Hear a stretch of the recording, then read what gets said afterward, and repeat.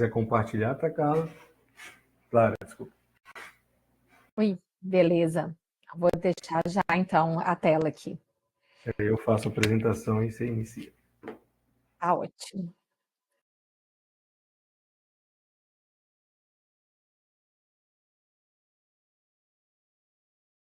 Tá certinho? Tá certo, isso. Pessoal, bom dia.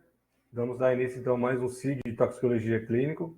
Hoje a gente vai falar sobre o escorpionismo no Brasil, o cenário atual e as perspectivas para conter um problema de saúde crescente. Informo que essa sessão está sendo gravada. Hoje, então, esse SIG ele é ofertado, né, pela rede de Universidade de Telemedicina, que estimula essa integração e colaboração entre profissionais aí da rede de toxicologia clínica. Durante a palestra, por favor, mande suas dúvidas no bate-papo público ou em perguntas, que aí ao final da fala do palestrante a gente pode discuti-la, tá? Então, hoje a gente tem a honra, né, da presença da doutora Clara Guerra Duarte. A doutora Clara ela é bióloga, formada pela Universidade Federal de Minas Gerais, com mestrado e doutorado em Bioquímica e Imunologia, também pela UFMG. Atualmente, ela é pesquisadora do Serviço de Toxinologia Molecular da Fundação Ezequiel Dias e coordenadora do mestrado profissional em Biotecnologia da FUNED. Tem experiência em toxinas animais, mapeamento de epítopos e produção de antígenos recombinantes. Então, doutora Clara, muito obrigado por ter aceitado o convite. Eu assisti a sua palestra aqui no primeiro encontro de animais peçonhentos do Norte do Paraná. Achei uma palestra muito interessante. Falei, nós temos que levar lá para o SIG para discutir esse assunto junto com os profissionais do centro. Então, novamente, uma honra tê-la conosco e uma boa palestra.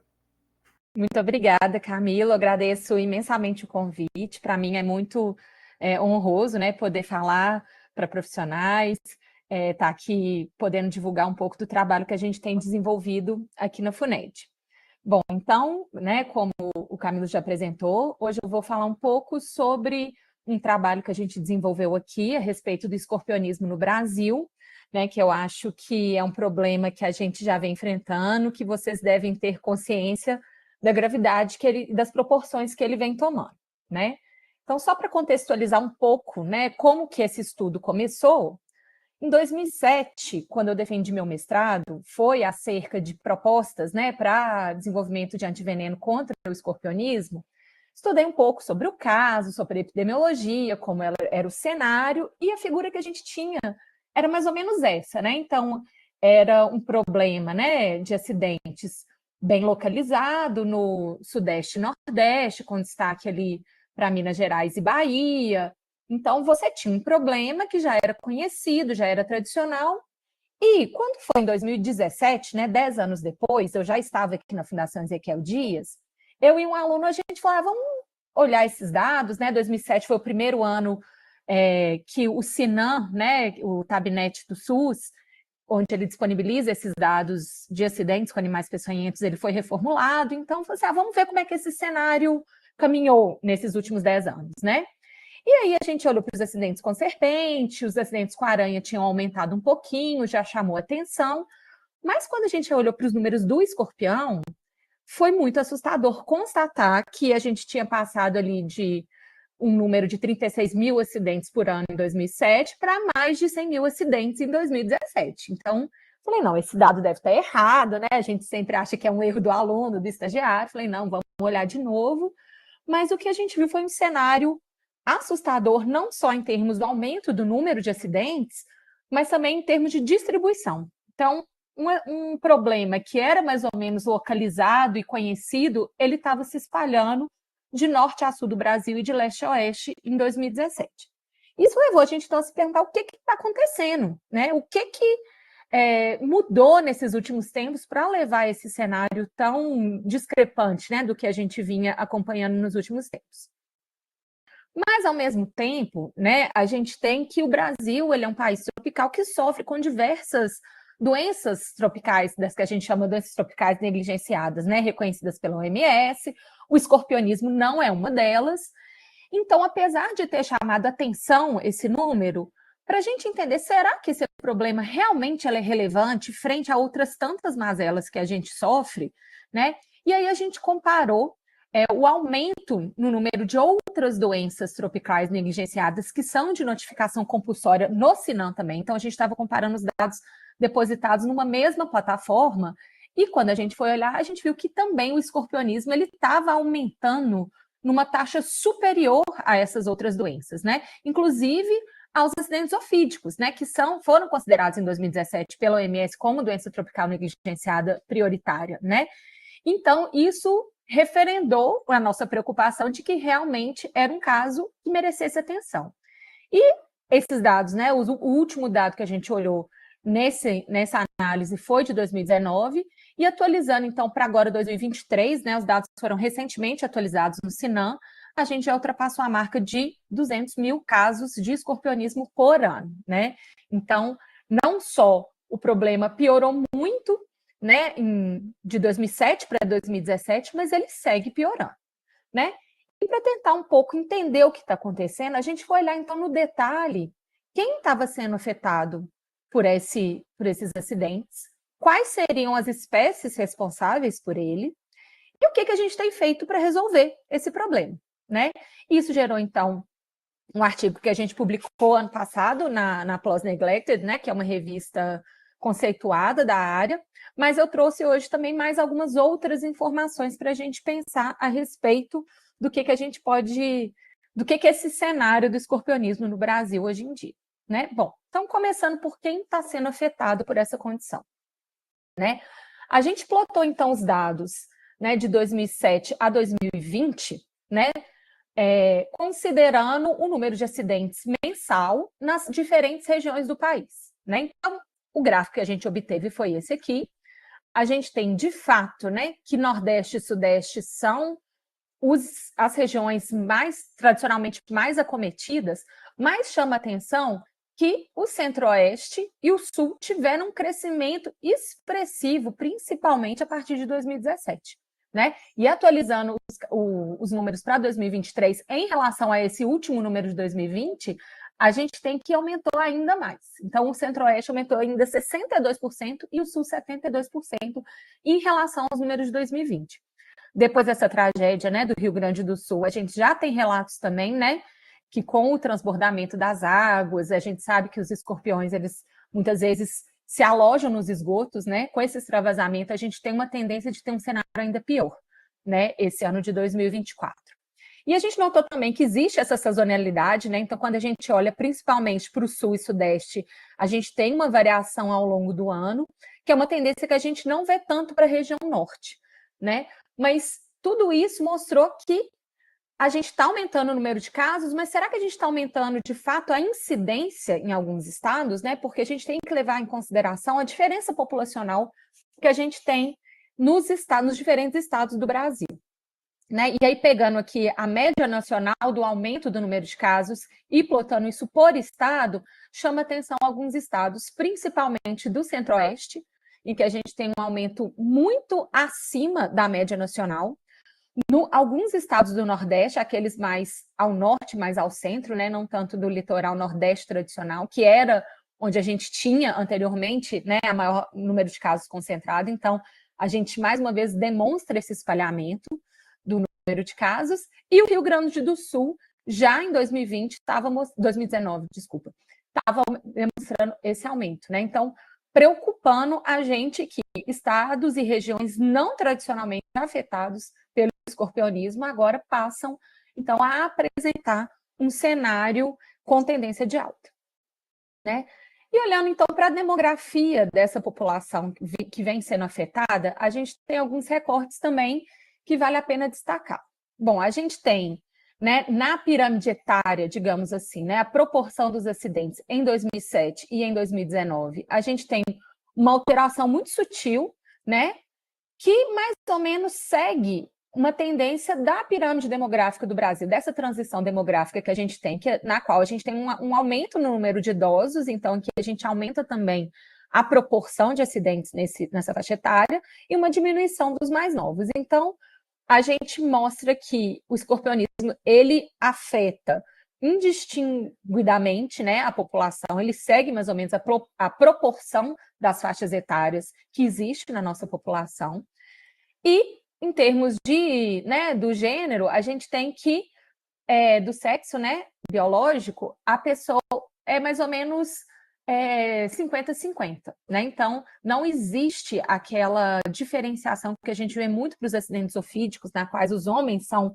mais afetados. Para o escorpionismo, a gente tem que isso é mais ou menos proporcional. Mas se a gente faz um recorte, de novo, por região, a gente tem que no Norte e Nordeste, essa proporção ela é um pouco invertida, essa lógica é um pouco invertida, né? No Norte, né, a gente tem os homens sendo mais afetados, porque nessa região o escorpionismo ele ainda está mais associado, apesar de já estar se tornando também uma praga urbana, ele ainda está associado em a algumas atividades extrativistas, né? Então, por mais que os escorpiões já estejam nas cidades também, como é comum no Sudeste e no Nordeste, ele ainda tem mais essa relação com as atividades coletoras. Já no Nordeste, a gente não sabe muito bem o porquê da gente ter esse aumento, essa proporção maior nas mulheres, né? Isso ainda é uma frente de investigação que vale a pena ser olhada. E quando a gente olha para a raça autodeclarada também, a gente tem que o grupo, né, que se autodeclara pardo, ele tem uma proporção maior de sofrer com o escorpionismo. E aí, quando a gente olha para a proporção de raça no Brasil, né, no último censo, a gente tem a proporção da população parda cerca de 45%. No entanto, eles chegam a ser 61%, quase 62% dos acidentes escorpiônicos relatados, né? Então, nesse cenário, a gente tem que o escorpionismo ele vai afetar todas as faixas etárias e sexos, mas os pardos, eles têm sido mais atingidos, né? Infelizmente, o Brasil, a gente tem um contexto na qual essa população, ela, por razões históricas, né, ela se encontra muitas vezes em uma situação de vulnerabilidade social maior, e o escorpionismo ele pode estar muito relacionado a isso, a piores condições de habitação, de saneamento, o que pode explicar um pouco dessa desproporção. Quando a gente olha, então, para as mortes, né, porque até então a gente está falando o número de acidentes, né? Mas quando a gente olha para as mortes, a gente também tem uma tendência de alta nos últimos anos, principalmente quando a gente olha para Sudeste e Nordeste, né? Esses números aqui de 2020 no Sudeste, né, que é uma incidência que tem crescido muito, né? Assim, que teve um salto, a gente entrou em contato, né, com o Ministério para entender se era isso mesmo. Foi nos explicado que poderiam ter algumas inconsistências na notificação e isso passou muito tempo sem ser corrigido.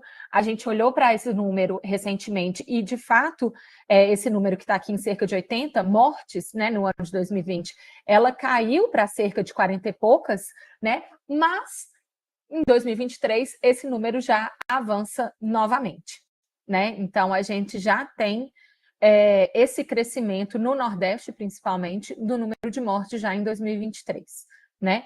E a gente tem essa alta que também chama atenção no Centro-Oeste. Sul e Norte, a gente ainda não tem esse aumento do número de casos sendo refletido no aumento de número de mortes, mas para as outras regiões, o número de mortes também tem sido aumentado, né? E para o escorpionismo, a gente tem uma situação preocupante, porque quem morre de escorpionismo? Majoritariamente as crianças, né? Quando a gente olha para a faixa etária das mortes decorrentes do escorpionismo, a gente tem que a faixa etária de 0 a 9 anos, né? Que considerando aqui que a gente está olhando mais ou menos uma faixa etária que vai até cerca de 90 anos, assim, a gente tem que 10%, né, da faixa etária, assim, desse intervalo de idade, ele é responsável de cerca de 40% a 35% do número de mortes, né?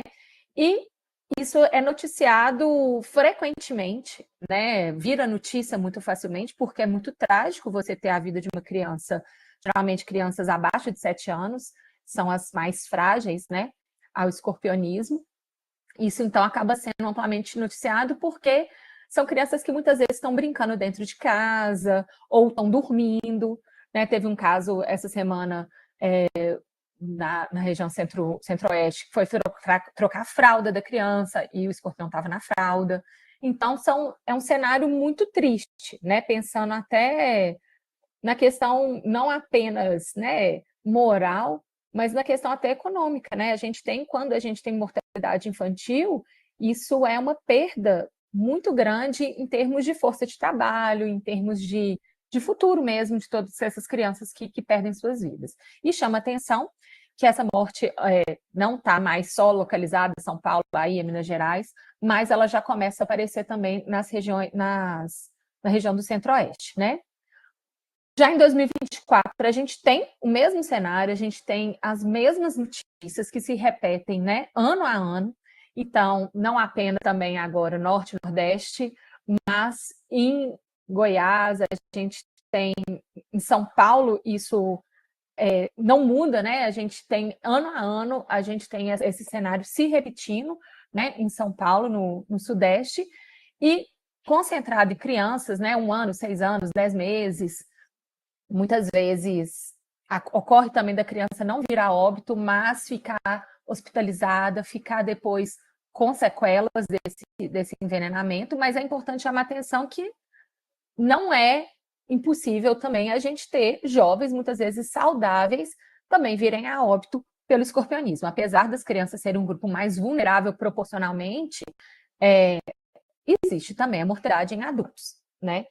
Chama atenção também em 2024 que a gente teve uma infestação em Búzios, né, no Rio de Janeiro, que era um estado do Sudeste que até então estava mais ou menos protegido, né, estava mais ou menos com uma incidência menor do escorpionismo, mas nesse verão a gente já teve uma infestação em Búzios, um balneário muito turístico, né, que começa a gerar essa preocupação, porque começa a ser um lugar que tem aumenta muito a sua densidade populacional no verão, né, quando o escorpião gosta, né, de sair muitas vezes, né, depois do período chuvoso.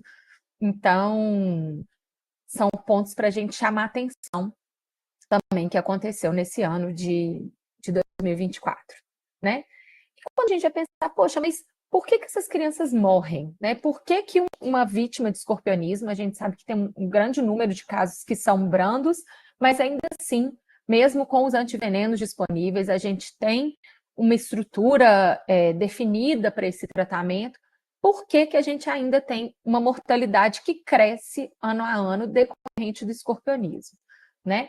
E aí a gente levantou 3 pontos que podem explicar um pouco, né? Primeiro, a desinformação da população, né? Como existe um grande número de casos de escorpionismo que são brandos, né, principalmente nos adultos, muitas vezes a população não se mobiliza para levar aquela vítima ao atendimento, né? Muitas vezes são empregados tratamentos populares, né? Assim, eu já ouvi falar, coloca uma cebola, tem as garrafadas, as ervas que muitas vezes podem curar, né? Então, não desmerecendo esse saber popular, mas quando esse atendimento a uma criança que foi envenenada por um escorpião, ele é atrasado por esse tipo de conduta, a gente tem aí a perda de um tempo muito crucial para o desfecho daquele envenenamento. A gente tem também, como a gente teve um espalhamento, né, dessa condição do escorpionismo para estados e regiões que não eram tradicionalmente afetadas, muitas vezes esses serviços de saúde eles não estão bem formados para prestar esse atendimento de urgência, né? O tempo é crucial para o tratamento do escorpionismo. E se o serviço de saúde ele não está preparado para ter a agilidade necessária para fazer aquele atendimento, isso pode resultar na morte do paciente que chegou, né? E, além disso, a gente tem que, hoje em dia, o tratamento do escorpionismo ele é feito para crianças, né?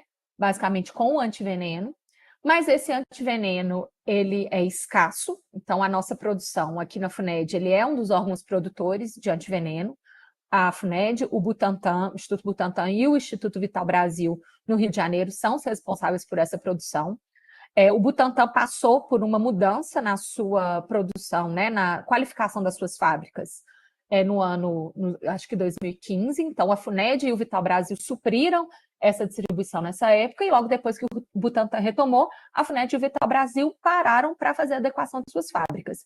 E esse processo vem se arrastando até então. A FUNED, ela está retomando a produção agora, ela parou em 2017 e está retomando a produção só agora, em 2024, porque mudou-se a legislação de produção, então a Anvisa aumentou os requisitos para essa produção, e isso resultou numa menor disponibilidade desse soro nos serviços de saúde. Esse soro, ele só pode ser aplicado em ambiente hospitalar, então ele não está no posto de saúde, ele está em pontos específicos que muitas vezes entra aqui também na questão da desinformação, a população ela não está ciente de onde esses advenenos estão presentes. Então, você muitas vezes, a família, né, que teve uma criança acidentada, ela corre para o serviço de saúde mais próximo, e muitas vezes esse serviço de saúde não tem esse antiveneno, não é um posto credenciado para aplicação do antiveneno, e existe também uma má distribuição. Como são pontos específicos, a gente já tem estudos que mostram que nem sempre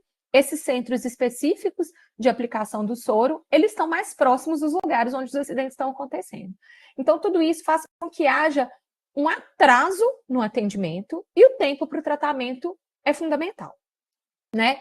E eu trago esse relato aqui de uma mãe de uma criança que foi picada no Ceará por um escorpião, né? A criança não veio a óbito, mas ela teve uma série de complicações, e ela relata, né, que não foi ofertado de imediato o soro para o meu filho. Então, ela foi num serviço de saúde, num primeiro momento não foi dado o soro, ela mudou de hospital e para poder aplicar esse soro, então pode ser que esse serviço de saúde não tinha o soro disponível, mas ele demorou em orientar essa mãe a buscar esse outro serviço. E aí, quando ele já estava no UTI, que teve o tratamento adequado, talvez já tenha decorrido muito tempo e vieram as complicações. E esse questionamento, ele é muito duro, né? Será que se tivessem dado soro ao meu filho no primeiro momento, ele tinha evitado todas essas complicações? Eu conversei recentemente com uma médica aqui do João 23, que é o centro, né, de excelência de toxicologia aqui de Belo Horizonte, que é uma cidade que já tem muitos anos, né, que é afetada pelo escorpionismo, e ela fala que o tratamento do escorpionismo é um dos que ela falou que é mais satisfatório de fazer, porque muitas vezes chega alguém com outro tipo de envenenamento, de intoxicação, e é um tratamento lento, às vezes a melhora demora a vir, e ela fala que o tratamento com soro anti-escorpiônico, ele é muito rápido e eficaz. Então, ela chega a criança muitas vezes sonolenta, às vezes quase chocada, e na primeira ampola, essa criança já levanta, já senta, já conversa. Então, o soro, ele é eficaz, mas a gente tem todos esses fatores contribuindo para que esse tratamento eficaz ele não chegue onde ele tem que chegar no tempo que ele tem que chegar. Então, esse é um ponto que merece muito a nossa atenção. Mas nem só de más notícias, né? A gente vive. Então, apesar da gente ter tido um aumento muito grande, né, no número de acidentes, a boa notícia é que o tempo para esse tratamento na primeira hora, né, a proporção de pessoas que buscam o atendimento médico na primeira hora do acidente, ele aumentou consideravelmente. Então, né, pode ser que tenha sido devido a uma melhor comunicação, mas ela ainda falta, né, mas a gente tem que comemorar os nossos ganhos também. Então, a gente aumentou essa proporção, e talvez por isso também a gente tem uma diminuição na proporção de casos severos e moderados e graves, né? A maior proporção continua sendo de casos leves, e a gente teve uma diminuição nessa severidade. Então, pode ser decorrente dessa procura mais ágil aos serviços de saúde para aplicação do tratamento, né? Bom, então a gente tem um cenário, né, de quem está sendo afetado, como que está esse tratamento, mas a gente ainda precisa entender quem são responsáveis, né, por esse aumento de acidentes.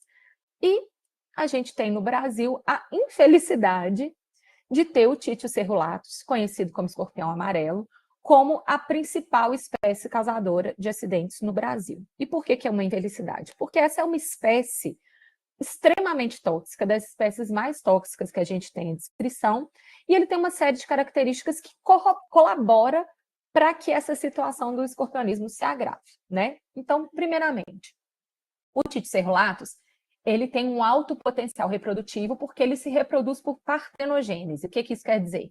Ele não precisa do acasalamento para se reproduzir, né? Então, a própria fêmea, ela pode amadurecer, né, os seus óvulos, como se fosse isso, e dar origem a um número grande de filhotes. Então, a não necessidade do acasalamento faz com que esse potencial seja muito alto. Existem machos, né, Existem populações sexuadas do Tite cerulatus, mas elas são muito restritas.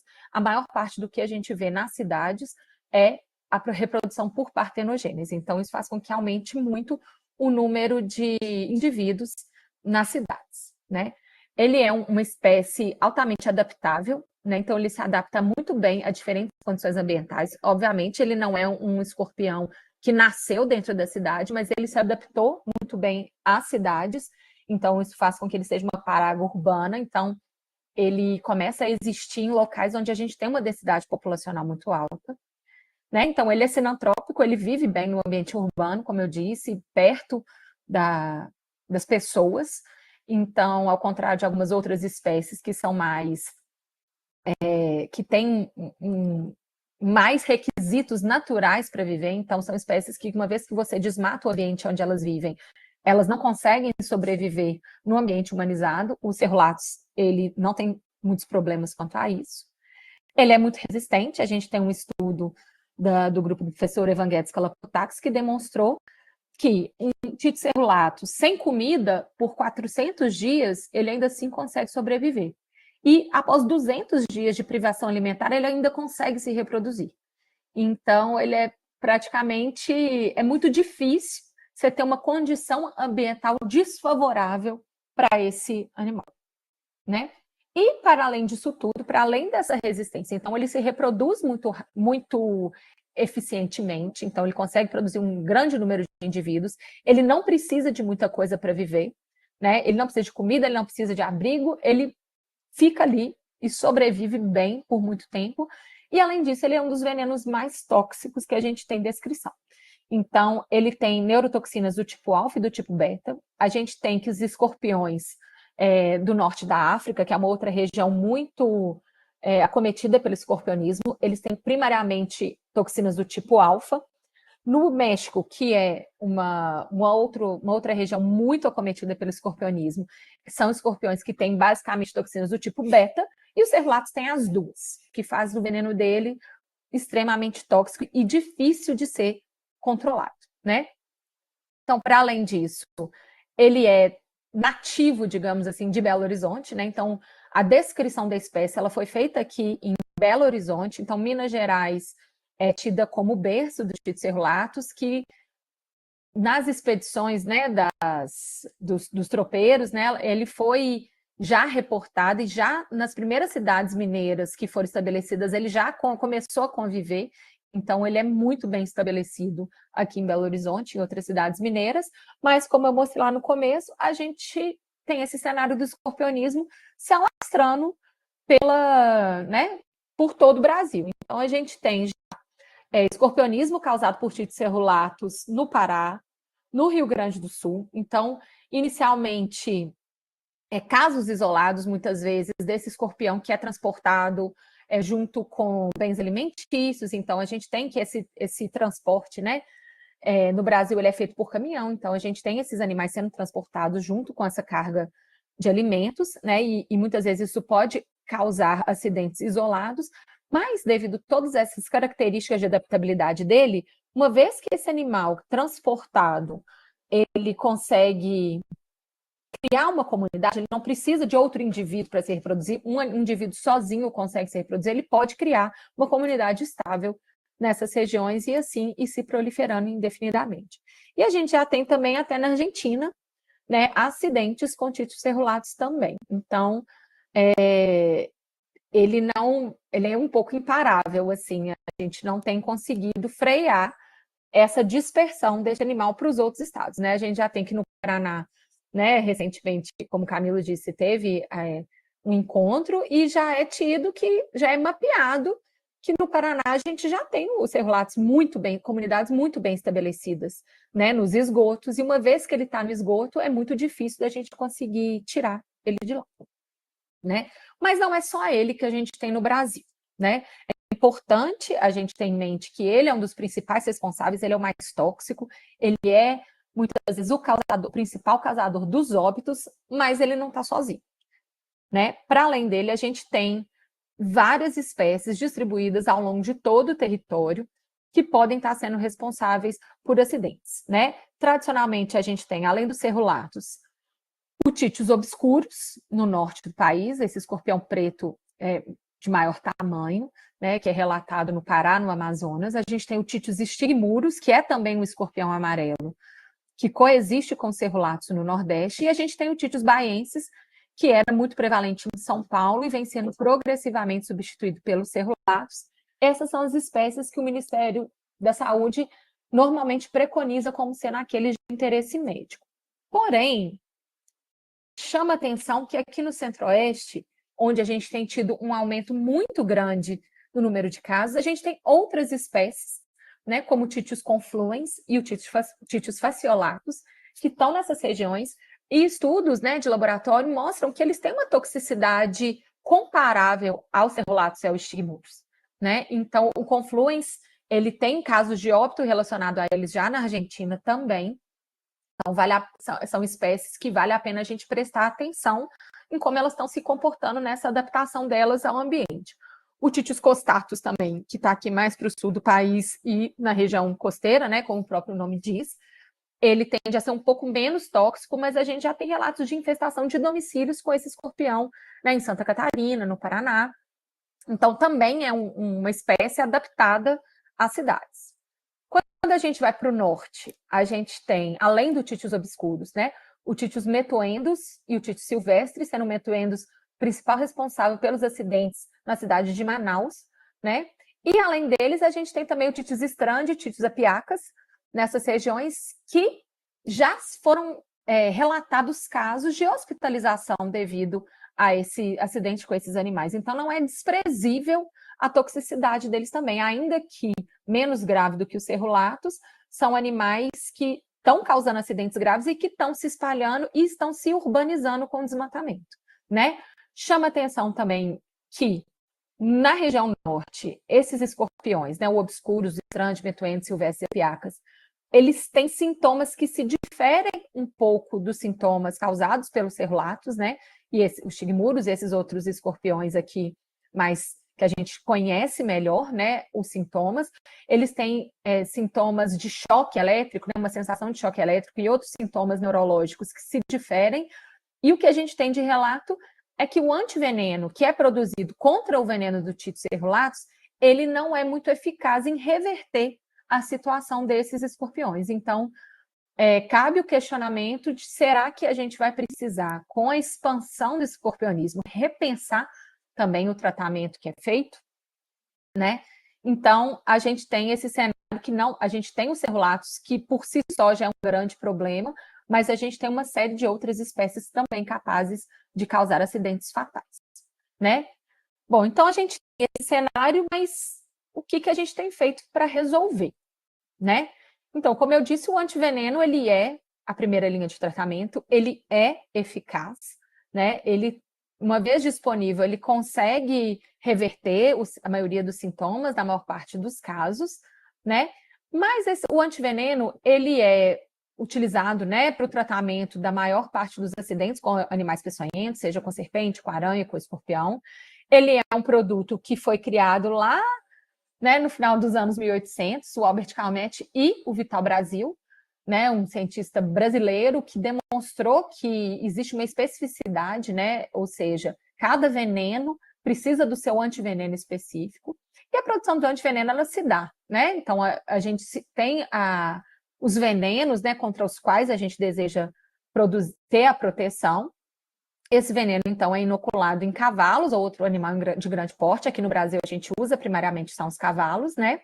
Esses cavalos, então, eles vão gerar uma resposta imune contra este veneno. Então, eles vão produzir anticorpos contra os venenos. Esse anticorpo, então, o sangue desse cavalo é retirado, esse sangue é processado para isolar os anticorpos, e a gente tem, então, esses anticorpos sendo fornecidos como o tratamento, né? A gente tem que essa etapa da produção do processamento do plasma, ele sofreu muitas melhorias, né, ao longo dos anos, né, da época do Vital Brasil para cá. Então, a gente tem um aumento da pureza, da segurança, né, como eu disse, as fábricas de antiveneno, elas sofreram muitas adequações e um maior rigor, né, na produção desses medicamentos ao longo dos anos, mas essa primeira parte do processo, ela continua sendo feita da mesma forma que era feita desde o final dos anos 1800. Né? Então, há mais de 100 anos, a gente tem uma produção sendo feita da mesma maneira. Né? A gente não teve grandes inovações nessa área de produção de antivenenos. Né? E um grande desafio que a gente tem é a utilização do veneno como o insumo básico, né? Como o imunógeno que vai gerar essa resposta imune no cavalo. A gente tem a problemática, né, de usar os animais vivos, os cavalos, né, para a imunização. Então, a gente tem uma série de questões éticas que vêm sendo levantadas ao longo do tempo. A gente tem, dentro da pesquisa e da produção, né, progressivamente lutado para substituir esses animais, né, tanto por questões éticas quanto por questões de segurança mesmo, né? Você inocular uma molécula de cavalo num ser humano, ele por si só já é problemático devido às reações alérgicas, né, contra essa molécula que a gente pode ter. Mas, para além disso, a obtenção do veneno como um imunógeno, ela é desafiadora por uma série de questões. Primeiro, a gente precisa de ter uma infraestrutura para manter esses animais. Então, aqui na Fundação Ezequiel Dias, por exemplo, a gente tem um serpentário e a gente tem um aracnidário que tem que ter toda uma infraestrutura para manter esses animais peçonhentos fora do habitat natural deles na instituição, né? A gente tem um risco ocupacional que decorre dessa manutenção de animais, porque são animais venenosos, com grande potencial de causar acidentes, e que tem funcionários que têm que manipular esses animais diariamente, que oferece um grande risco ocupacional para as pessoas que estão lidando com isso no dia a dia. Para além disso, a gente tem dentro do veneno o veneno ele é extraído desses animais e ele tem uma série de componentes ali, alguns tóxicos, outros não. Porém, esse veneno ele é aplicado como um todo no animal para gerar anticorpos. Então, eu vou ter anticorpos direcionados às toxinas que são problemáticas no envenenamento, mas a gente também vai ter anticorpos que são anticorpos do cavalo, ou são anticorpos de outros componentes não tão tóxicos do veneno, assim, o que dilui esses anticorpos específicos, né? A gente tem a toxicidade para o animal produtor, então, apesar de ser detoxificado por uma série de processos, muitas vezes os animais podem sofrer com uma toxicidade residual, né? A gente tem uma série de trabalhos agora sendo feitos para tentar documentar isso, para tentar monitorar mesmo a saúde desses animais produtores com esse material tóxico.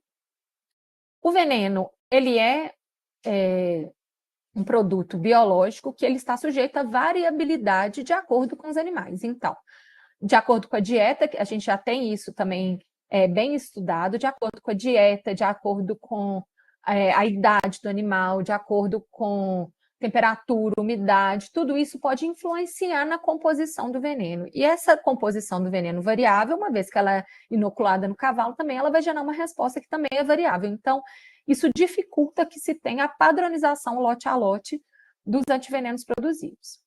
Alguns, no caso do escorpião, especificamente, a gente tem que essas toxinas alfa e beta, que são neurotoxinas pequenas, elas têm baixa imunogenicidade. O que é isso? Elas têm uma baixa capacidade de gerar anticorpos contra elas. Então, apesar de serem toxinas muito tóxicas, não é a maior parte dos anticorpos que são dirigidas para elas. Então, você tem outras moléculas que são maiores no veneno, são mais imunogênicas, mas elas são menos tóxicas. Então, isso agrava esse efeito de diluição. E, para além disso, o escorpião é um animal pequeno, né? O rendimento de veneno que a gente obtém deles é reduzido, então a gente tem uma quantidade limitada desse veneno disponível, o que limita também, assim, dificulta, né, a produção. Então, aqui na FUNED, né, a gente tem trabalhado buscando alternativas para a gente ter imunógenos que possam ser utilizados no lugar dos venenos e que tenham uma maior eficácia, uma maior segurança na produção dos antivenenos, né? Mas isso não vem sem desafios, né? Então, como os pontos positivos, né, da gente ter um imunógeno alternativo mais direcionado, né, que a gente vai ter mais anticorpos específicos, a gente vai ter uma menor toxicidade para o animal produtor, e a gente pode conseguir padronizar e controlar a qualidade desse imunógeno. Então, quando a gente usa proteínas recombinantes ou peptídeos sintéticos para fazer a imunização desses animais, a gente tem essas vantagens, mas a gente tem também alguns desafios, que é a complexidade da atuação do veneno. Então, os venenos, eles não têm um ou dois componentes tóxicos, eles têm uma série de componentes tóxicos que atuam sinergisticamente. Então, além de terem vários componentes tóxicos, existem compostos que não são tão tóxicos assim, mas em sinergia com essas moléculas tóxicas, ele pode aumentar o efeito desse veneno. Então, é uma atuação muito complexa que a gente tem que tentar simular quando a gente busca para um imunógeno alternativo, né? As moléculas, as toxinas, né? Os escorpiões são animais muito antigos. Então, essas toxinas, elas vêm sofrendo um processo evolutivo de muito, muito tempo, o que faz com que ela tenha uma alta afinidade pelos seus alvos moleculares. Então, é muito difícil simular essa mesma autoafinidade, muitas vezes, um imunógeno sintético, né? E no caso do escorpião, se você não tem um anticorpo de alta afinidade também sendo gerado, a gente não consegue conter a velocidade do estabelecimento dos sintomas dos escorpiões. Aí eu trouxe uma imagem aqui, o que faz com que, o que potencializa aquilo que a gente já comentou anteriormente, que é a importância do tratamento nos primeiros momentos e também dos primeiros socorros, que é uma coisa que a gente não tem atualmente, um protocolo de primeiros socorros para o caso do escorpionismo. O que a gente tem hoje em dia é apenas a velocidade com que a gente busca esse atendimento médico, né? Então, aqui a gente tem um estudo que a gente fez em 2019, né, que também foi publicado na PLOS Neglected, na qual a gente marcou o veneno com um composto radioativo e injetou num camundongo. Então, aqui a gente tem o local de injeção, então quanto mais avermelhado, né, numa escala do vermelho para o azul, quanto mais avermelhado, maior a concentração de veneno, quanto mais azul, a menor a concentração. E a gente tem aqui que com 30 minutos da inoculação do veneno, a gente já tem o espalhamento dele, né? Então, a gente já tem a concentração dele aqui nos rins, na bexiga, né, mostrando a excreção, mas a gente já tem também aqui no pulmão ficando verdinho. Com 60 minutos, o animal já está inteiro tomado, né, por esse veneno, e em 120 minutos, o cenário já é como se o animal tivesse completamente envenenado, né? A gente já tem a presença do veneno em todos os órgãos, né? E aqui, isso mostra, né, a velocidade com que isso se estabelece. Então, se eu procuro o serviço de saúde que vai me fornecer, né, o antiveneno com 1 hora, eu já tenho um cenário que esse veneno já está espalhado. Eu não consigo mais conter ele. Com 2 horas, então, o cenário já é pior ainda. E nesse estudo a gente fez um experimento na qual a gente inibiu a hialuronidase, que é uma enzima presente no veneno escorpiônico. Ela em si, ela não é tóxica, mas ela é tida como um fator de espalhamento, né? Então, a hialuronidase, o que ela faz? Ela degrada o tecido ao redor do local da picada e ela favorece esse espalhamento do veneno. Quando a gente acrescenta um inibidor de hialuronidase na injeção do veneno, a gente vê que esse veneno ele fica confinado no local da injeção. Então, ele não se espalha para os outros órgãos, né? Então, mesmo depois de 20 minutos, a gente começa a ter o espalhamento que é menor do que aquele que a gente tinha com 30 minutos sem esse inibidor.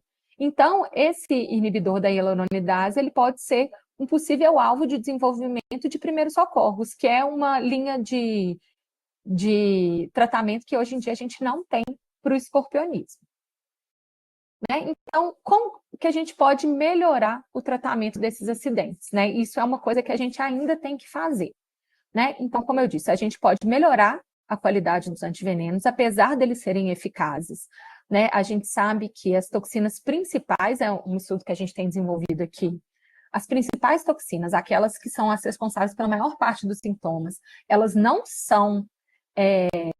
a maior parte dos anticorpos que está nos antivenenos não é direcionado contra elas, então talvez se a gente aumente essa proporção, a gente consegue melhorar essa qualidade. A gente precisa também de novas terapias complementares para além dos antivenenos, né? Uma vez que, na maior parte dos casos, quem chega no serviço de saúde já está com esse veneno espalhado, a gente precisa reverter os sintomas. Então, alguns estudos da professora Ana Lúcia Facioli, de Ribeirão Preto, têm demonstrado resultados muito interessantes com anti-inflamatórios, né? Que conseguem reverter, muitas vezes, a inflamação pulmonar que se tem decorrente do envenenamento escorpiônico, que é muito bem-vindo para que a gente possa não só impedir que esse quadro aconteça, mas que a gente possa reverter uma vez que ele se estabelece. e a questão das medidas de primeiros socorros que a gente ainda não tem disponíveis, né? A gente não tem o que fazer nos primeiros momentos ali que possa ajudar a reverter, pelo menos desacelerar um pouco o estabelecimento do envenenamento para que a gente tenha tempo de tratar melhor, né? Mas, para além, melhor do que remediar é prevenir, né? Então, a gente ainda precisa muito melhorar a prevenção do escorpionismo, que é uma coisa que a gente ainda não tem conseguido fazer com maestria, né? E aí eu chamo a atenção aqui, a gente tem um artigo que foi publicado na primeira edição da revista de Memórias do Instituto Oswaldo Cruz, lá em 1924, ou seja, há 100 anos atrás, exatamente, que foi publicado pelo Ezequiel Dias, né, o patrono aqui da fundação onde eu trabalho, na qual ele publica esse artigo intitulado Luta contra os Escorpiões, na qual ele testa e propõe uma série de medidas para tentar conter e prevenir os acidentes escorpiônicos, que na época era um problema que já assolava Belo Horizonte. Então, ele testa vários meios escorpionicidas, ou seja, ele testa diversas substâncias para ver se elas são capazes de matar o escorpião, e ele não é muito bem sucedido nisso, porque apesar de, quando ele usava um recipiente fechado, ele conseguia facilmente matar os escorpiões, mas os escorpiões, eles, quando isso ia para um ambiente mais aberto, o escorpião ele rapidamente se afasta daquela fonte de intoxicação para ele. O escorpião, o Titus circulatus, principalmente, ele é capaz de sentir, né, esse agente irritante e se afastar disso sem que ele consiga ter tempo de ser intoxicado. Então, isso é muito desafiador também, quando a gente fala de controle químico de escorpião. Nesse artigo, o Ezequiel Dias também já fazia recomendações para a construção civil, então ele já falava que a forma com que algumas casas eram construídas, né, com frestas e deixando uma entrada mesmo, as portas não iam até o chão completamente, né, isso comprometia a infestação por escorpiões, né, os ralos, a rede de esgoto, então ele faz uma série de recomendações para a construção civil e algumas medidas complementares, como a questão da coleta de lixo, o acondicionamento de lixo, etc. Já em 1924, ele já fazia essas recomendações. E, olhando, né, para as recomendações hoje do Ministério da Saúde, que, né, atualizadas em 2023, eu acho que foi a última, 2022, né, a última atualização que eu tive notícia, existe uma série de medidas simples que podem manter os escorpiões longe de residências para evitar acidentes. E quando a gente olha para essas medidas, né, elas são muito parecidas com as que o Ezequiel Dias já fazia lá há 100 anos atrás. Então, não deixar as roupas de cama em contato com o chão, porque muitas vezes o escorpião é um animal noturno, né? Então, quando ele sai para buscar comida, né, tá pelo chão, às vezes a roupa de cama está em contato com o chão, o escorpião sobe, consegue subir ali e pica, né? Esses casos que a gente tem das crianças sendo picadas dormindo. A gente tem a questão das telas nos ralos e pias, porque ele mora nos esgotos, né? Então, vedar a soleira da porta, fechar bem o lixo, detetizar, a gente vê isso muito hoje em dia, né? A barata é a principal fonte de alimento do escorpião, então detetizar, a gente, apesar da gente não ter ainda, né? É muito controverso esse ponto de se ter uma detetização que seja eficaz para a eliminação do escorpião, a eliminação das baratas, né? Que é a fonte de alimento dele pode ajudar, mas lembrando lá que ele pode ficar 400 dias sem comida, né? Assim, o que pode fazer é que ele vai buscar comida em outro lugar, mas talvez ele não vai morrer por causa disso, né? E remover as folhagens, arbustos, etc., entulho, de maneira geral. E olhando para essas medidas, a pergunta que a gente faz é o que mudou nessas recomendações nos últimos 100 anos? Não que elas não sejam importantes, não que elas não sejam eficazes, né? Longe de mim falar isso, porque, de fato, tudo isso é extremamente relevante para a gente tentar conter a entrada desses escorpiões no ambiente domiciliar, mas a gente não teve muita novidade, né? E dado que é um problema que só piora, o que a gente talvez possa afirmar é que não é que essas medidas não sejam importantes, mas talvez elas não sejam suficientes para conter, né?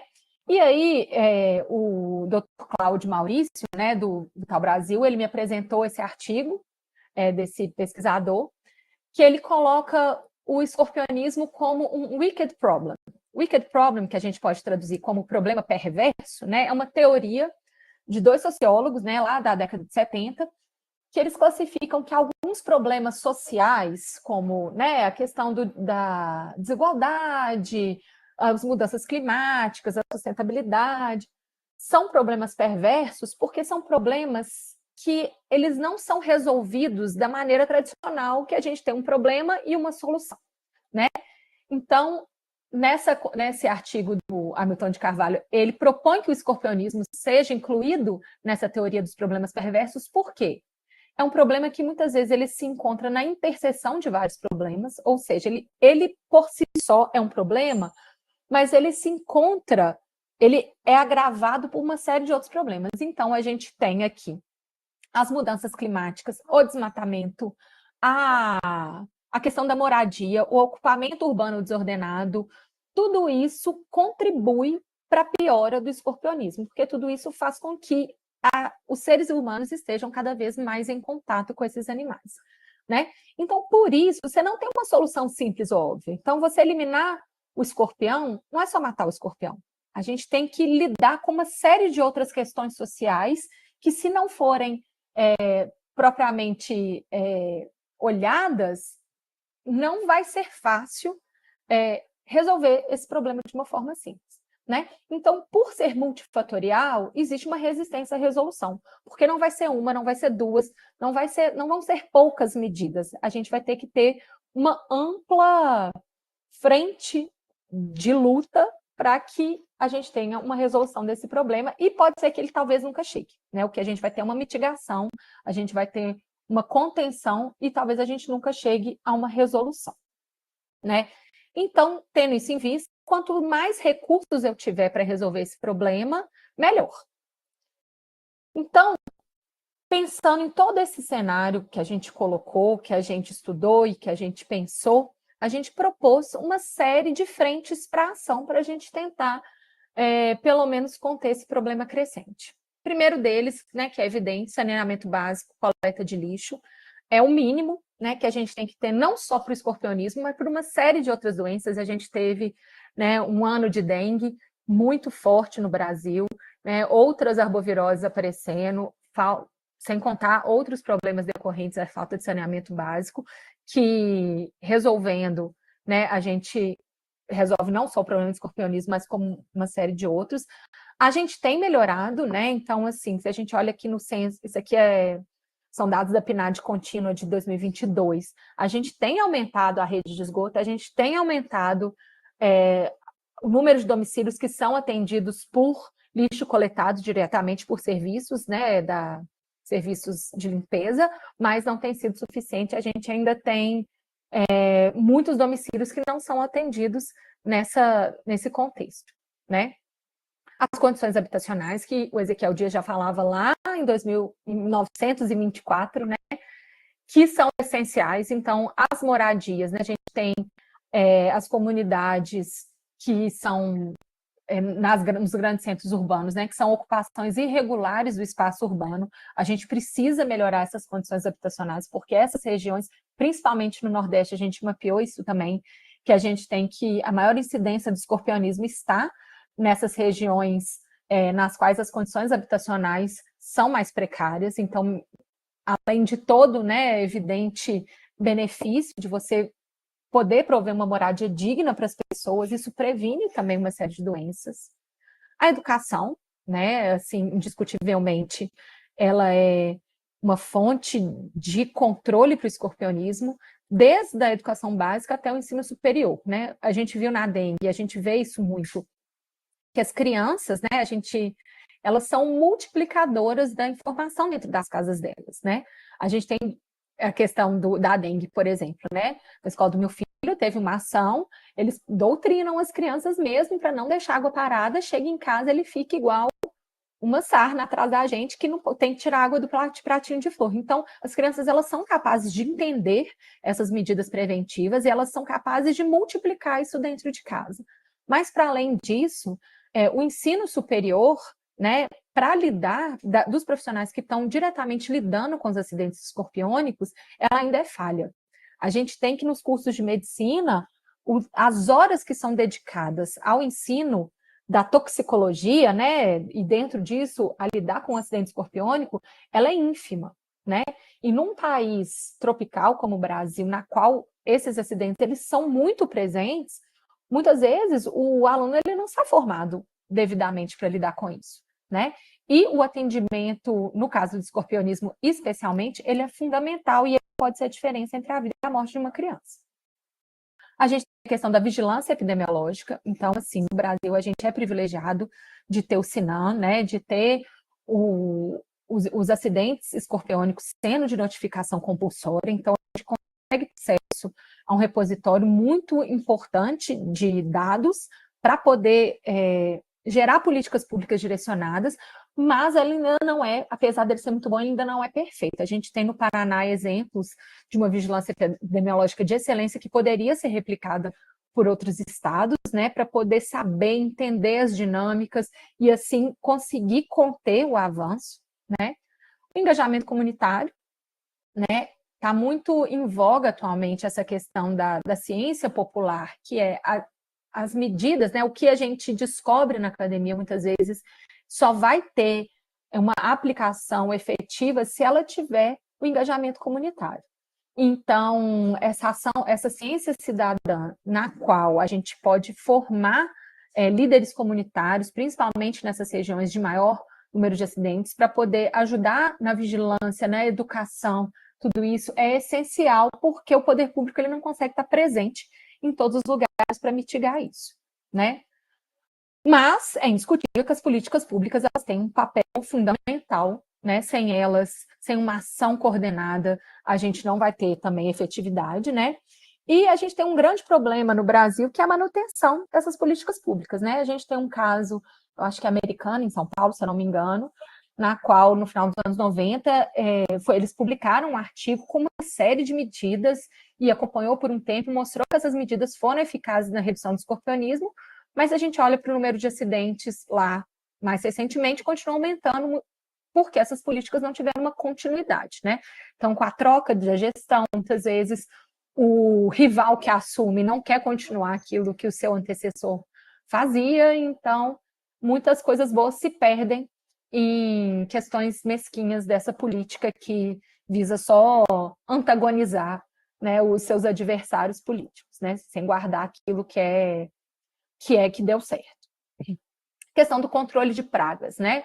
A gente tem que o escorpionismo ele floresce muito bem nas cidades também porque ele não tem predadores naturais, né? É um local onde a gente não tem muitas vezes aqueles animais que poderiam controlar a população e essa população acaba crescendo desproporcionalmente, né? Mas a gente já tem estudos de coleta por armadilhas, o próprio controle químico, né? Que eu falei que muitas vezes a gente ainda não tem uma detetização completamente eficaz, mas a gente tem que desenvolver algo que seja a molécula que vai ser realmente tóxica para o escorpião, seja a estratégia de implementação dela, tem muito que pode ser feito.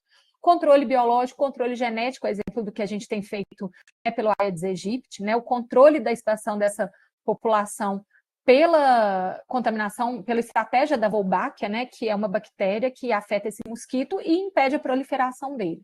Né? Isso tem se mostrado eficaz, né, nos experimentos pilotos que a gente tem para o Aedes com isso, e a gente não tem nenhuma pesquisa sendo desenvolvida nesse sentido para o escorpião. Então, não é nem que ela não é implementada, a gente nem buscou ver se existe uma estratégia por esse caminho, né? Essa parte do controle ainda é uma área de pesquisa muito rudimentar, né, são muito poucas as pessoas que estudam isso. E dado o tamanho do problema, eu acho que deveriam ter mais, né? E além disso tudo, a pesquisa e inovação permeando isso tudo, né? Tentando trazer inovação, né? Porque nem no tratamento, nem no controle, nem no entendimento da própria biologia do animal, a gente tem muito pouca coisa sendo feita nos últimos 100 anos para controlar o Otites celulares, né? Então, eu chego aqui ao fim da minha exposição e o que eu acho que eu gostaria de deixar, né, como mensagem final, é que a gente tem no Brasil hoje uma condição grave de saúde pública instalada, que é o escorpionismo. Esse escorpionismo ele está em expansão e a tendência é que essa situação se agrave cada vez mais, né? Não há sinais de que isso esteja freando, muito pelo contrário, a gente tem sinais apenas de que a situação está cada vez mais se alastrando e se agravando. e as estratégias de combate que a gente tem hoje não são suficientes e novas abordagens não foram propostas, né? E aí eu gosto sempre de colocar essa imagem, né? No 2018, ainda eu acho, a gente teve uma infestação de escorpião dentro do Senado Federal. Então, né, parece que começou numa área lá de depósito de papéis e foram encontrados escorpiões andando nos corredores e ainda assim a gente não teve uma sensibilização, né? Não sei o que vai precisar acontecer para que a gente tome uma atitude mais enérgica contra isso, mas sem dúvida que ela é necessária. Então, mais uma vez, eu queria agradecer a oportunidade de falar aqui, as agências de fomento, né? Fundação Ezequiel Dias, o Instituto INCT Inovatox, né? Que é o Instituto Nacional de Ciência e Tecnologia, da qual eu faço parte, né? Que a gente começou ano passado um grupo de pessoas, né, espalhados pelo Brasil para tentar trazer inovação para essa parte da toxicologia. E agradeço a atenção de vocês.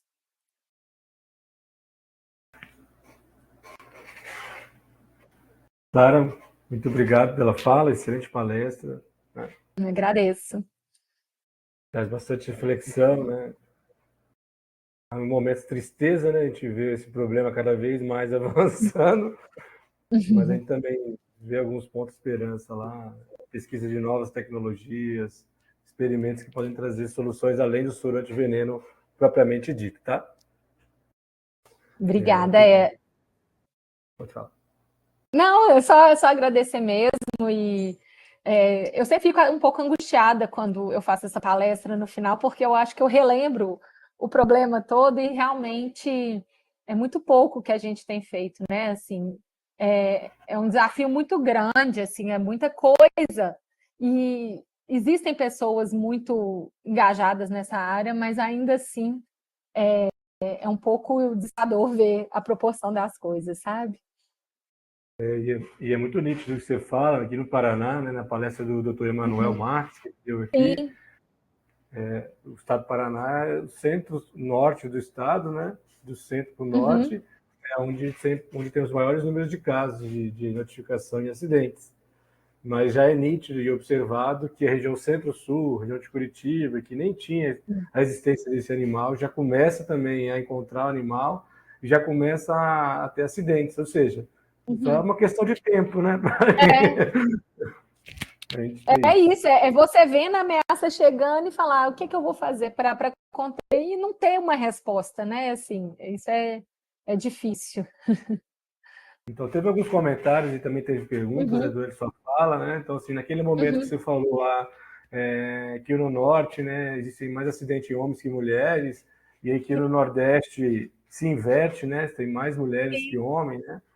Aí o Eu vi Flávio aqui o Dourado, Flávio. ele fala que talvez não seja a única explicação, mas na região Nordeste, a maior participação de mulheres em atividades domésticas em relação às demais da região. Daí ele traz ali um link para poder fazer dar suporte a essa ideia dele, né? Sim. E a Denise Cândido depois complementa, né? Também nessa mesma linha de raciocínio, que as mulheres estão cada vez mais à frente das famílias, né? Mães solos, independentes, etc. Só para você ter Eu sim. acho que é uma explicação válida, né? Assim, é uma coisa que a gente especula, mas é difícil afirmar, né? Assim, completamente que é isso, mas com certeza tem a ver, né? Os acidentes no Nordeste, eles acabam acontecendo no ambiente mais urbano mesmo. Então, faz todo sentido, com certeza.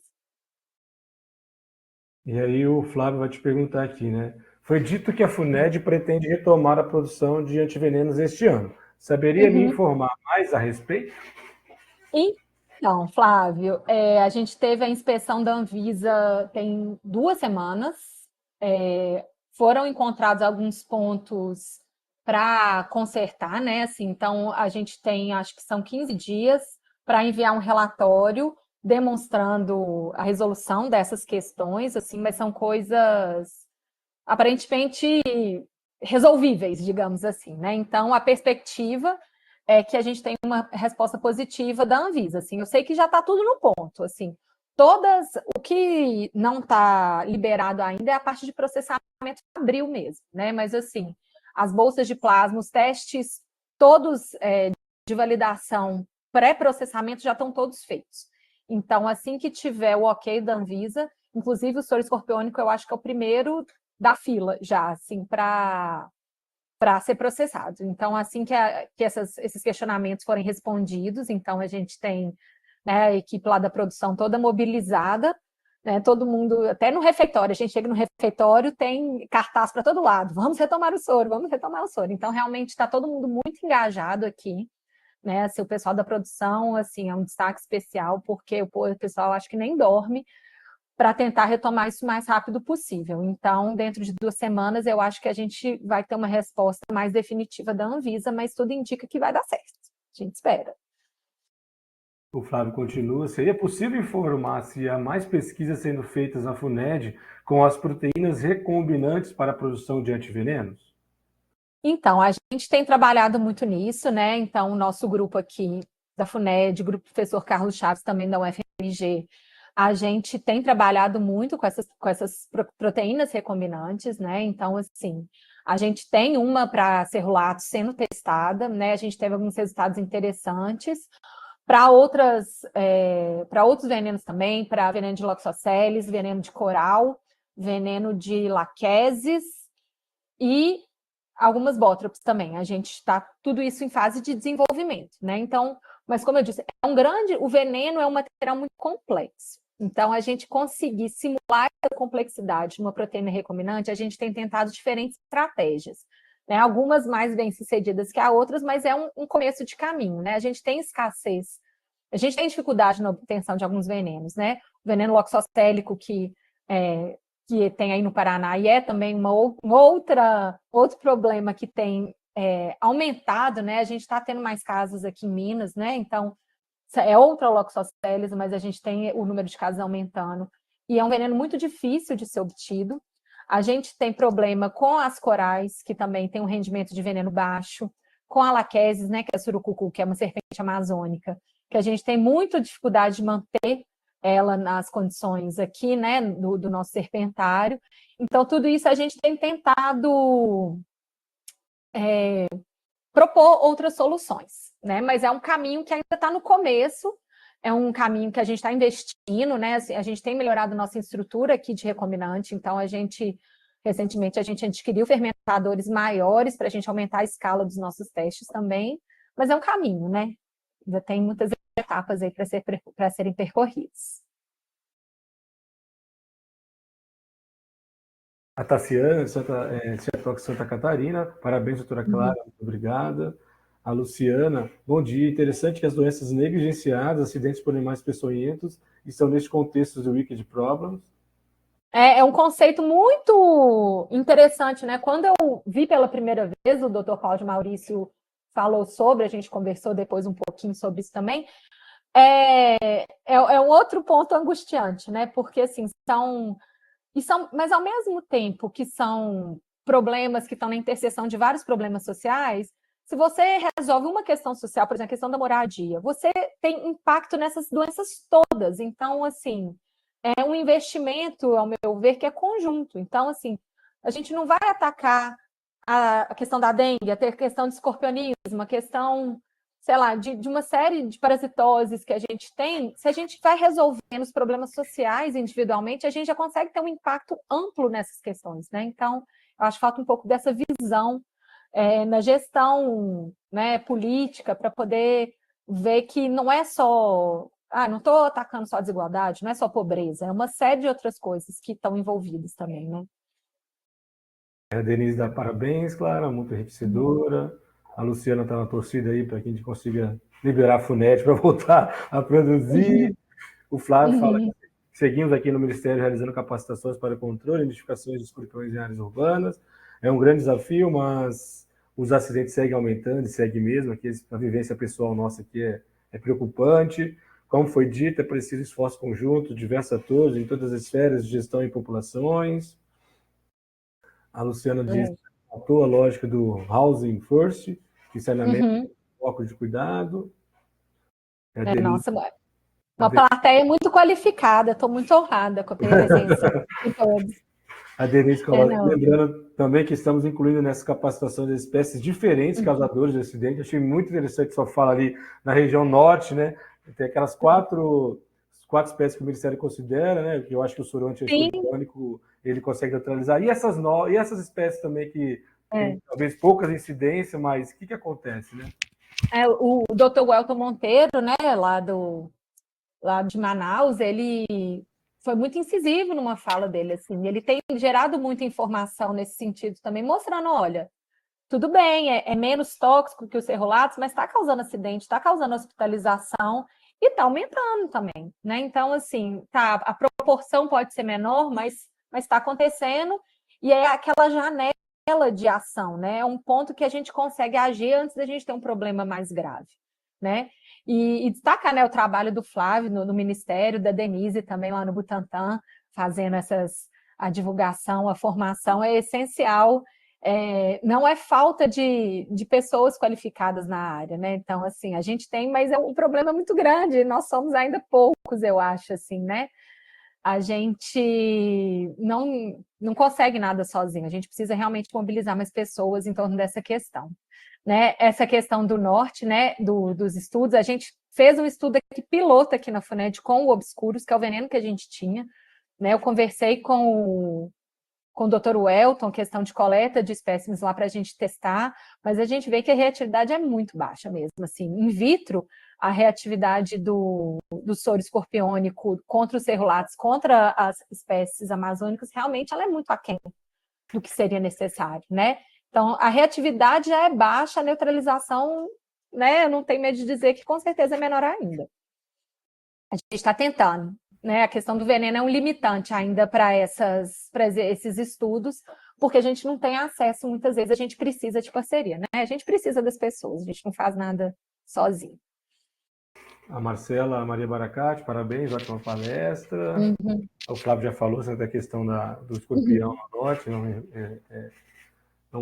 não responder muito bem ao soro hoje disponibilizado. Daí, e claro, eu sei que é especialista no assunto, biólogo, né, estudiosa, eu tenho um projeto de extensão que a gente sempre vai na comunidade, nos eventos, e sempre tem gente que vem falando que tem veneno específico para matar o escorpião. Posso continuar falando a mesma coisa que eu falo. Olha, até hoje, o dia de hoje, eu desconheço uma substância química que atua diretamente sobre o agente e que elimine ele. É isso mesmo? Se você pegar o escorpião, colocar ele dentro de um pote e colocar a coisa, ele vai morrer. Mas ele não é bobo, né? Ele não vai ficar lá do lado esperando morrer, ó, tá com o veneno aqui, eu vou ficar aqui até eu intoxicar completamente. Ele sai fora. E aí, nessa dispersão também, tem que ter muita cautela, porque às vezes ele está quietinho no canto dele, não vai te causar um acidente, você irritou ele lá com um inseticida que, né, que é tóxico para ele, ele vai sair andando, vai sair irritado, vai aumentar a motilidade dele e vai causar acidente, né? Então, assim, não é só você ter o agente tóxico, é você ter a estratégia de aplicação, assim. Eu tenho uma amiga aqui que o prédio dela estava infestado, a detetizou falou, nunca mais apareceu. Em compensação, o prédio do lado piorou 3 vezes. Então, assim, às vezes você resolve o seu problema pessoal com isso, porque ele vai embora, ele não vai mais aparecer ali. Mas ele não morreu, ele não deixou de existir, ele vai para um outro lado. Então, em termos de, né, no contexto mais amplo, a coisa não tá resolvida, né? Então, assim, eu acho que ainda falta essa questão da estratégia. Porque também ele esconde no esgoto, ali ele não está acessível para muita coisa, né? Então, eu acho que é um desafio ainda ver como que vai ser a forma dessa contenção, né? Exato, isso que eu falo agora também, né? Não tem estímulo, assim, a gente faz muita coisa de teimoso, né? A gente vê que essa área de toxicologia, ela não é, apesar do grande, né, do Brasil, ele é referência, né, de pesquisa nessa área, a gente tem no Butantan várias pessoas, a gente está com o INCT agora, com muita gente boa que trabalha com isso, mas não tem estímulo, né, assim, para mais pessoas virem para essa área. Quando eu fui fazer o meu doutorado, não foram 2 pessoas que falaram comigo que não, vai mexer com animal peçonhento, esse negócio não dá dinheiro, você tem que trabalhar com coisas mais assim, câncer, né, assim, mais glamurosas e tal. Então, de fato, falta, eu acho, talvez um estímulo, sim, né? Isso, a doutora Denise e o Flávio complementam, né? E eu não sei se você conhece, né, Clara, houve uma pesquisa aqui na UEL, o professor João Zeck, né, foi orientador de aluno do mestrado, eles desenvolveram uma tecnologia simples, que é uma caixinha de captura de escorpião, né? E fizeram uma parceria com a Prefeitura Municipal de Londrina. Hoje, vários cemitérios de Londrina têm essa caixa e é uma estratégia de diminuição da população de escorpiões presente nas cidades. Então, Sim. inclusive, na nossa universidade teve um problema recente em que foi encontrado escorpião num local assim, que vamos pensar, não deveria existir escorpião. E aí foi feita essa estratégia, colocou as caixas, aí fez a captura de mais de 50 exemplares do Tito Cerulatus. E depois disso, não se encontrou mais animal. Então, acho que, a título de informação, né, é uma situação que a gente tem feito aqui dentro da universidade e tem dado certo. Sim, a captura mesmo, assim, né? Realmente ir lá e pegar, ela é uma estratégia eficiente quando você tem esses cenários de infestação, né? Tem uma professora de Ribeirão Preto, eu acho, que ela coloca essas armadilhas também, que é de rato, que muita gente usa, que é um adesivo, né? Que ela falava que colocava na porta da casa dela, que todo dia tinha, né? Assim. Então, você consegue resolver, mitigar essa infestação mais aguda, né? Assim.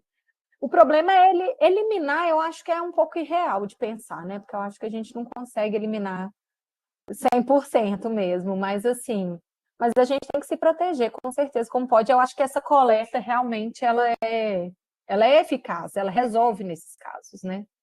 Um outro exemplo que a gente tem adotado aqui, aí como coordenador do CEATOX, né, do CEATOX de Londrina, né, é que a Vigilância Ambiental do município ela reclamava de que ela ficava sabendo muito tardiamente dos casos de acidente, né, tendo em vista a demora de colocar os casos no SINAM. Então, como a gente tem o Sistema Nacional DataTox, né, que é um sistema de notificação dos casos do centro, então a gente fez uma parceria com a Prefeitura Municipal de Londrina e nossos casos são notificados em tempo real, né? Então, nessas campanhas que a gente vai, a gente estimula as pessoas, quando elas encontram o escorpião, que ela entre em contato com o centro, né? Além disso, tem os casos de acidente que o Serviço de Saúde eles ligam para a gente para obter as orientações de como tratar. Com isso, eu fiz um login e permito, né, então, que a Vigilância Epidemiológica e a Vigilância Ambiental de Londrina elas tenham acesso real aos acidentes ou aos casos de informação, e eles têm feito, então, uma busca ativa, já assim, bem próximo do nosso registro, para conseguir, então, tentar diminuir essa problemática na cidade. Né? Uhum. Então, foi feito Eu, a recentemente. informação e a integração, elas são essenciais, né? Assim, então, a gente vê que isso muitas vezes não existe em todos os lugares, né? As boas experiências, elas têm que ser replicadas, né? Porque senão fica cada um no seu cantinho resolvendo o seu problema localmente, mas isso não se expande, né? Assim, a gente aqui em Belo Horizonte, quanto tempo tem que a gente né? Que a gente acho que é a cidade que mais sofre com escorpiões desde sempre, mas é normalizado, assim, não muda, fica na mesma, as pessoas. E assim, acontece infestação direto em vários lugares, e aí as pessoas ligam e falam: o que tem que fazer? Não é uma coisa que está introjetada, sabe? Assim, que as pessoas sabem, já lido com isso há tanto tempo, já era para todo mundo estar um pouco mais formado, né? E é sempre assim, chega no começo do ano, aí vira notícia, aí sai no jornal, aí eles vêm aqui, entrevista o pessoal, mostra o escorpião, mas é assim, a mesma toada, né? Aí não tem novidade para movimentar assim. Falta, né? Assim, não é que não tenha, falta, eu acho. Essa apatia que tomou conta da sociedade, e não só do setor do serviço, né, das políticas, etc., mas da sociedade mesmo. Que quando eu estou nas capacitações eu falo, né? Não dá para colocar tudo na conta do poder público. E a nossa parte como sociedade civil, o que a gente está fazendo, tal. Essa apatia é isso que você está colocando. Parabéns. Assim, tem uma iniciativa aqui na FUNED, a gente tem também a divulgação científica, muito, né? A gente faz a extensão, e é impressionante como que as pessoas, parece que é uma grande novidade que você está contando para elas, né? Assim, nossa, tem que dizer assim, tem que ir no João 23. Eu tenho uma aluna de iniciação científica que ela foi picada por escorpião e ela não sabia para que hospital que ela ia. Eu falei, não é possível que você está aqui dentro e você não sabe. E você tem que ir para o João 23. Assim, se você não sabe... Imagina.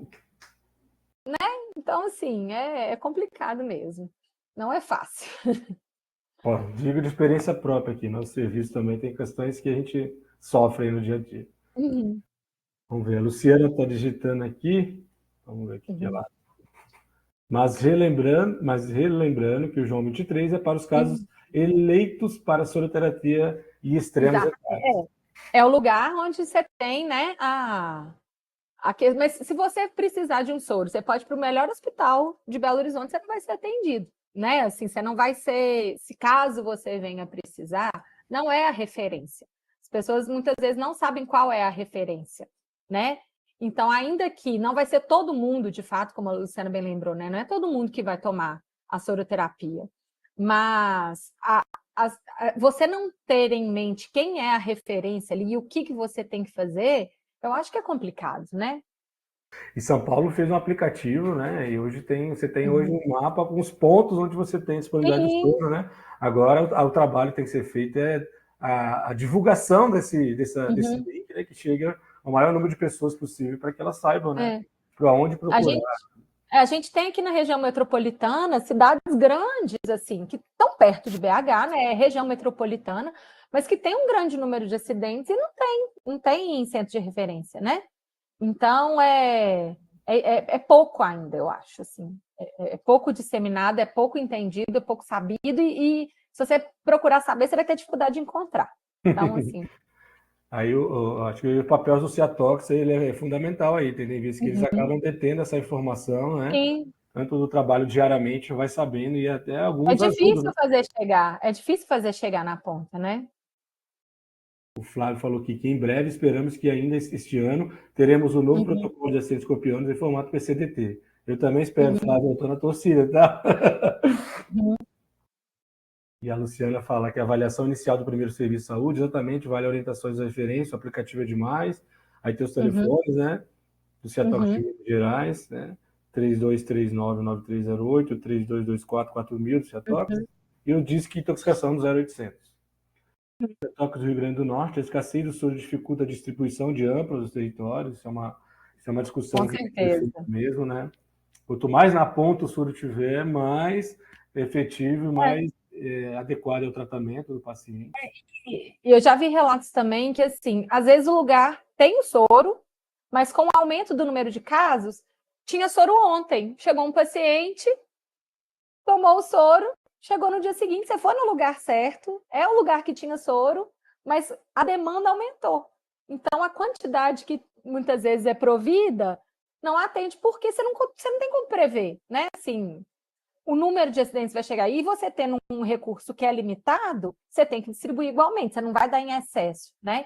Então, é imperativo que todo mundo, que a FUNED volte a produzir, o Vital Brasil também, para que isso pelo menos seja são tantos problemas, né, que a gente tenha um a menos, né? Um desafio a menos na escassez, né? Com certeza. Aí a logística da assistência farmacêutica também tem que ser verificada se está dentro de um padrão aí. O Rio Grande do Norte fala que a escassez de soro dificulta, a regulação impede o acesso direto dos pacientes às referências, né? Então são grandes desafios aí que a gente precisa discutir para não só no soro repensar, né? Assim, o que a gente pode fazer? Porque não é aquilo que eu disse, não é que o que tem sido feito não é importante, não é eficaz, mas não é suficiente. Então, a gente vai ter que pensar em outras estratégias, complementar essas estratégias para conseguir realmente resolver a questão.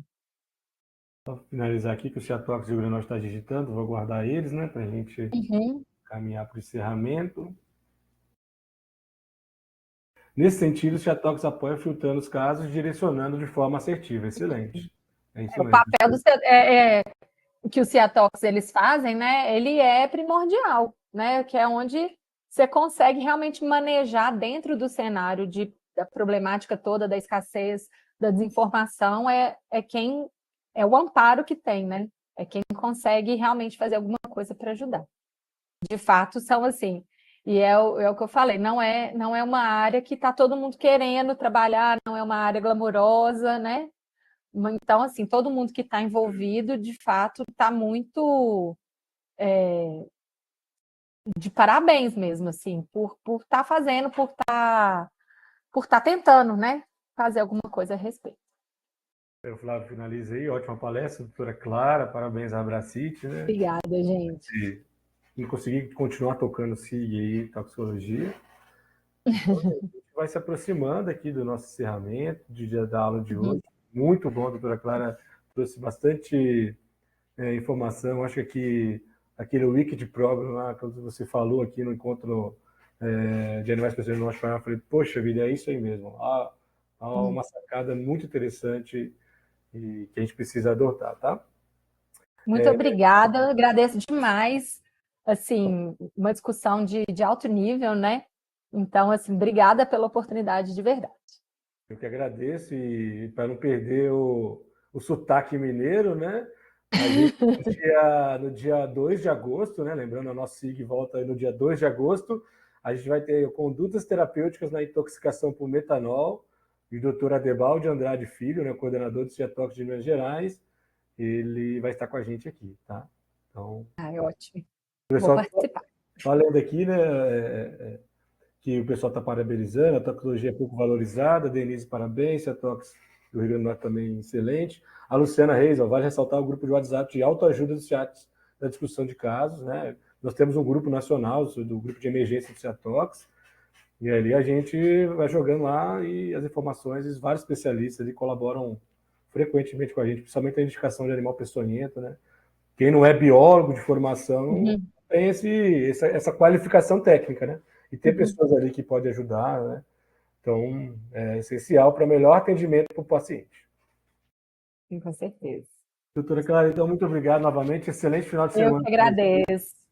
Para vocês também. Obrigada. Obrigado a todos que estiveram presentes. Excelente palestra e discussões. Tchau, tchau. Tchau, tchau, gente. Romário, obrigado pelo apoio. Se puder depois encerrar a gravação.